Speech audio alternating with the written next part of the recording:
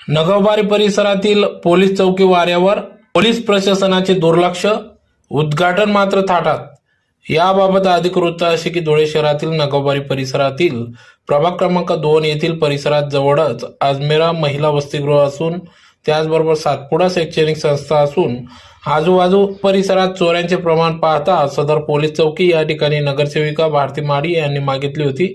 यासाठी मनपाने देखील निधी उपलब्ध करून दिला. सदर पोलीस चौकी देखील उभारण्यात आली, परंतु पोलीस चौकीचे मोठ्या थाटात उद्घाटन करण्यात आले. यावेळी स्वतः पोलीस अधीक्षक श्रीकांत दिवरे, अप्पर पोलीस अधीक्षक किशोर काळे, DYSP ऋषिकेश रेड्डी, सदर पोलीस ठाण्यात पोलीस निरीक्षक हे देखील उपस्थित होते.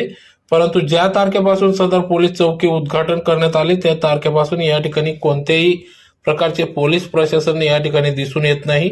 पोलीस कर्मचारी देखील दिसून येत नाही.